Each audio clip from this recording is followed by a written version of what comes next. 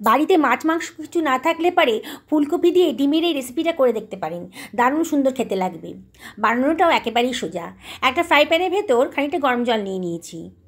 গরম জল যখন একটু ফুটে উঠেছে তখন দিয়ে দিলাম ডুমো করে কেটে রাখা কপিগুলো। খুব বেশি বড়ও না, খুব বেশি ছোটও না, মাঝারি সাইজের করে ফুলকপিগুলোকে আমি কেটে রেখেছি। দিয়ে এবার গরম জলে একটু ভাপিয়ে নেব। ফুলকপির ভেতরে অনেক পোকা টোকা থাকে, এই জন্য একটু ভাপিয়ে নেব। একটু নুন দিয়ে দিলাম, দিয়ে একটুখানি ফুটতে দিচ্ছি। খুব বেশি সেদ্ধ করব না, ফুলকপিগুলো একটু ফুটে উঠেছে। এবার আমি একটা ছাঁকনি দিয়ে ফুলকপিগুলোকে একটা থালার মধ্যে তুলে রাখবো। সমস্ত ফুলকপিকে জল ঝরিয়ে আমি একটা থালার মধ্যে তুলে রাখছি। ফুলকপিটা ভাপিয়ে নিলে পরে গ্যাস অম্লও কম হয়, আর ভেতরে যে পোকা টোকা থাকে সেগুলোও নষ্ট হয়ে যায়। এই জন্য ফুলকপিটা ভাপিয়ে নিয়েছি। এবার আমি একটা ডিম ভেঙে নিয়েছি একটা পাত্রের ভেতর। এবার দিয়ে দিলাম 1/4 টেবিল চামচ মতো লবণ, সামান্য পরিমাণ লবণ দিলাম। এবার দিয়ে দিচ্ছি খানিকটা পেঁয়াজ কুচি, একটা ছোটো পেঁয়াজের আধখানা কুচি দিলাম। আর দিয়ে দিলাম কতগুলো কাঁচা লঙ্কা কুচি, আর দিয়ে দিলাম একটুখানি ধনেপাতা। এবার একটা চামচ দিয়ে ভালো করে ডিমটাকে ফেটিয়ে নিচ্ছি। খুব ভালো করে ফেটিয়ে নেব, যাতে ডিমটা যখন বানাবো তখন খুব ফ্লাপি হবে। খুব ভালো করে মিনিট খানেক ধরে ডিমটাকে ভালো করে ফেটিয়ে নিচ্ছি। এবার কড়াইতে দিয়ে দিলাম 1 টেবিল চামচ মতো সাদা তেল। আমি রান্না সাদা তেলেই করছি, আপনার ইচ্ছা করলে সর্ষের তেলেও করতে পারেন। এবার ডিমের গোলাটা এর ভেতরে দিয়ে দিচ্ছি, দিয়ে একটু রান্না হতে দেব। দেওয়ার পর আমি খুন্তি দিয়ে এটাকে উল্টে পাল্টে একটু ভাঁজ করে দেব। আমি গোল গোল করে ডিমের মারমেট বানাচ্ছি না, একটু ভাঁজ করে বানাচ্ছি। যখন এটাকে ঝোলে দেবো তখন কিন্তু ভেতরে একটা রস ঢুকবে, আর খেতে কিন্তু খুব সুস্বাদু হবে। এই জন্যে আমি একটু ভাঁজ করে ডিমের মারমেটটা বানিয়ে নিলাম। আমি আর একটা ডিমের মারমেটও বানিয়ে দেখাচ্ছি। কড়াইতে তেল গরম হয়ে গেছে, আমি ডিমের গোলাটা দিয়ে দিলাম। একই পদ্ধতিতে আমি ডিমগুলোকে ভেজে নেব। এই রান্নাটা খুবই সোজা করা, আর খেতে কিন্তু সত্যি অসাধারণ লাগে। এদিকে মাছ মাংস কিছু থাকবে না, সেদিন কিন্তু এই রেসিপিটা আপনারা করতে পারেন, দারুণ সুন্দর খেতে লাগবে। এবারে হয়ে গেছে ডিমগুলো। আমি মোট 5টা ডিমের মামলেট মতন ভেজে নিলাম। দেখুন ভাজা হয়ে গেছে। এবার আমি ফ্রাই প্যানের ভেতর দিয়ে দিচ্ছি খানিকটা সাদা তেল। এই 2 টেবিল চামচ মতো সাদা তেল দিয়ে দিলাম। তেলটা গরম হয়ে গেছে। এবার আমি এর ভেতর দিয়ে দিচ্ছি 1/4 টেবিল চামচ মতো হলুদের গুঁড়ো, আর সামান্য পরিমাণ লঙ্কার গুঁড়ো, আর দিয়ে দিলাম 1/2 টেবিল চামচ মতো লবণ। দিয়ে একটুখানি নাড়াচাড়া করে নিচ্ছি। হলুদ তেলটা ভালো করে মিশে গেছে যখন, ভাপিয়ে রাখা ফুলকপিগুলো এর ভেতরে দিয়ে দিলাম। দিয়ে সব কিছু ভালো করে মিশিয়ে নিচ্ছি। গ্যাসের ফ্লেমটা এখানে হাইতেই রেখেছি। সব কিছু ভালো করে মিশিয়ে নিচ্ছি, অনবরত নাড়তে হবে। দেখুন ফুলকপি কালারটা কিন্তু চেঞ্জ হয়ে গেছে, কালারটা চেঞ্জ হয়ে গেছে, আমার কাঁচা ভাবটা চলে গেছে ফুলকপির। এবার আমি ফুলকপিটাকে একটা পাত্রের ভেতর তুলে রাখছি। রান্নাটা করাটা খুবই সোজা, আর খেতে কিন্তু দুর্ধর্ষ। সমস্ত ফুলকপিগুলোকে আমি সরিয়ে রাখলাম। এবার ওই তেলের ভেতরই আমি দিয়ে দিচ্ছি আগে থেকে ডুমো করে কেটে রাখা, সেদ্ধ করে রাখা আলু। আমি আলুটাকে সেদ্ধ করে রেখেছি রান্নাটা তাড়াতাড়ি হয়ে যাবে বলে। আপনারা সেদ্ধ না করে এমনি ভেজে নিয়েও করতে পারেন।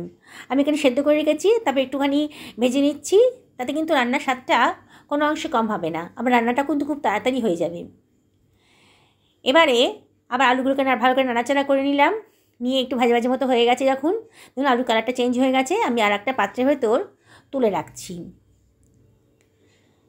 সমস্ত আলুগুলোকে সরিয়ে রাখছি। এবার ওই ফ্রাই প্যানের ভেতরে আমি দিয়ে দিচ্ছি 3 টেবিল চামচ মতো সাদা তেল দিয়ে দিচ্ছি। খুব বেশি তেল লাগবে না, ওই 3 চামচ মতো সাদা তেল দিলেই হবে। এবার আমি দিয়ে দিলাম খানিকটা গোটা গরম মশলা। তারপরে আমি দিয়ে দিচ্ছি 1/2 টেবিল চামচ মতো গোটা জিরে। দিয়ে সব কিছু ভালো করে মিশিয়ে দিচ্ছি। যখন একটা সুঘ্রাণ গন্ধ বেরোতে আরম্ভ করবে, প্রায় 20 থেকে 30 সেকেন্ড পর আমি দিয়ে দিলাম 2খানা পেঁয়াজকে কুচো করে রেখে দিয়েছিলাম, গ্রেট করে রেখে দিয়েছিলাম, সেই পেঁয়াজটা দিয়ে দিলাম। দিয়ে ভালো করে একটু নাড়াচাড়া করে নিচ্ছি। একটু নাড়াচাড়া করতেই পেঁয়াজের কালারটা কিন্তু চেঞ্জ হয়ে গেছে দেখুন। এবার আমি দিয়ে দিলাম 1 টেবিল চামচ মতো আদা রসুনের পেস্ট। এবার দিয়ে দিলাম একখানা টমেটো কুচি করে রেখেছিলাম, দিয়ে দিলাম। আর দিয়ে দিচ্ছি 1 টেবিল চামচ মতো হলুদের গুঁড়ো, 1 টেবিল চামচ মতো জিরের গুঁড়ো, 1 টেবিল চামচ মতো ধনের গুঁড়ো, আর দিয়ে দিচ্ছি 1 টেবিল চামচ মতো লঙ্কার গুঁড়ো, আর দিয়ে দিচ্ছি 1 টেবিল চামচ মতো লবণ, আর এর মধ্যে দিয়ে দিচ্ছি 1/2 টেবিল চামচ মতো কাশ্মীরি লঙ্কার গুঁড়ো। এটা কালারের জন্যে, তাহলে রান্নাটা দেখতে খুব সুন্দর হবে। এবার সব কিছু ভালো করে মিশিয়ে নিচ্ছি, একটু নাড়াচাড়া করতে হবে। দেখুন আমার কিন্তু মশলাটা কষানো হয়ে গেছে, মশলার গা থেকেও তেল বেরিয়ে এসছে। মাঝে আমি একটুখানি জল দিয়েছিলাম, এই 2-3 চামচ মতো জল দিয়েছিলাম, তখন পোড়া লেগে যাচ্ছিলো বলে। এবার আমি ওর মধ্যে দিয়ে দিলাম 2 টেবিল চামচ মতো ফেটানো দই। দইটা মিক্সারে একটু ফাটিয়ে নিয়েছিলাম, নিয়ে এখানে দিয়ে দিলাম। এবারে মিক্সার গ্রাইন্ডার ধুয়ে একটুখানি জলও দিয়ে দিলাম, এই 1/2 বাটি মতন, দিয়ে আবারও সব কিছু ভালো করে মিশিয়ে নিচ্ছি। দেখুন বন্ধুরা, অনবরত নাড়তে হবে। সব কিছু ভালো করে মিশে গেছে। গ্যাসের ফ্লেমটা আমি মিডিয়াম টু হাইতেই রেখেছি এখন। এবারে এর মধ্যে আমি দিয়ে দিচ্ছি ভেজে সেদ্ধ করে রাখা আলুগুলোকে দিয়ে দিলাম। এবার দিয়ে দিচ্ছি কফিগুলোর ভেতরে দিয়ে দিচ্ছি। রান্নাটা কিন্তু খুব তাড়াতাড়ি হয়ে যাবে। এবার সব কিছু আবারও ভালো করে মিশিয়ে নিচ্ছি, মশলার সঙ্গে কফি আর আলুটা ভালো করে মিশিয়ে নিচ্ছি। মিনিট 2 অনবরত নাড়তে হবে, যাতে মশলার সাথে কফি আর আলুটা ভালো করে মিশে যায়। আমি বেশি জল দেবো না এখানে, সব কিছু ভালো করে মেশানো হয়ে গেছে। এবারে আমি দিয়ে দিলাম 1/2 বাটিরও কম জল দিলাম। আমি একটু মাখো মাখো রান্নাটা করতে চাইছি, তাই জন্যে বেশি জল দেবো না। এবার ঢাকা দিয়ে দিলাম 3 থেকে 4 মিনিটের জন্যে মিডিয়াম ফ্লেমে। আমার কফি আলু সেদ্ধ করাই ছিল। 3 মিনিট পর আমি ঢাকাটা তুলে দিয়েছি, তাহলে আমার আর বেশিক্ষণ রান্না করতে হবে না। ঢাকাটা তুলে আমি একটু সব কিছু ভালো করে মিশিয়ে নিচ্ছি, একটু নাড়াচাড়া করে দিলাম। এবার আমি দিয়ে দিচ্ছি 1/2 টেবিল চামচ মতো গুড়। এখানে আপনারা চিনি ইউজ করতে পারেন, আবার নাও ইউজ করতেও পারেন, যদি পছন্দ না হয় তাহলে ইউজ করবেন না। এবার আমি দিয়ে দিলাম 1/2 টেবিল চামচ মতো গরম মশলার গুঁড়ো। আবারও সব কিছু ভালো করে মিশিয়ে নিচ্ছি।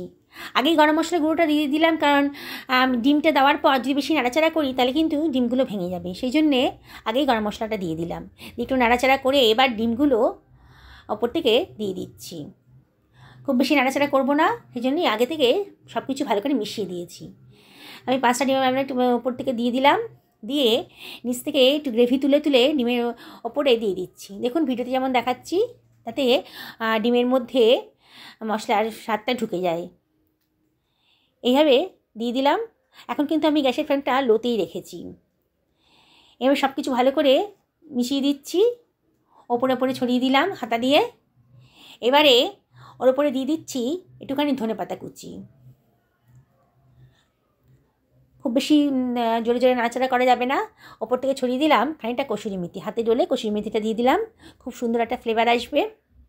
এবারে আমি ওর মধ্যে দিয়ে দিচ্ছি এই 1/2 টেবিল চামচ মতো গাওয়া ঘি। গাওয়া ঘিটা দিলে পরে রান্নার টেস্টটা কিন্তু খুব সুন্দর আসে। এবার ঢাকা দিয়ে দিলাম মিনিট 2 জন্যে লো ফ্লেমে। 2 মিনিট হয়ে গেছে, গ্যাসেরটা অফ করে দিয়েছি আমি। গ্যাসের ফ্লেমটা অফ করে দিয়ে দেখুন আমার রান্নাটা কিন্তু রেডি হয়ে গেছে। দারুণ সুন্দর দেখতে হয়েছে, আর খেতেও কিন্তু অসাধারণ। শীতের সিজনে এরকম যদি ডিম ফুলকপি রান্না করেন তাহলে কিন্তু আর কোনো কিছুরই দরকার হবে না, এটা দিয়ে পুরো ভাত খেয়ে নিতে পারবেন। বন্ধুরা, রেসিপিটা ভালো লাগলে লাইক করবেন, শেয়ার করবেন, আর অবশ্যই কমেন্ট করে জানাবেন কেমন লাগলো আপনাদের। আপনাদের একটা কমেন্ট আর লাইক শেয়ার আমার এই চলার পথের অমূল্য সম্পদ। তাই আপনাদেরকে রিকোয়েস্ট করব, অবশ্যই কমেন্ট করবেন আর লাইক করবেন, শেয়ার করবেন। দেখুন বন্ধুরা, আমার কিন্তু রান্নাটা হয়ে গেছে। অবশ্যই একদিন রান্না করুন এটা, আর খেয়ে দেখুন, গরম ভাতের সাথেই বলুন আর রুটি পরোটার সাথেই বলুন, সত্যি অসাধারণ। ফুলকপির সিজনে এই রকমের ডিম ফুলকপি রান্না যদি থাকে তাহলে আর কি চাই। দেখলেন তো বন্ধুরা, সামান্য খরচে একটা অসাধারণ স্বাদের রেসিপি কেমন তৈরি হয়ে গেল। সকালে ভালো থাকুন, আবার দেখা হবে অন্য কোনো রেসিপিতে।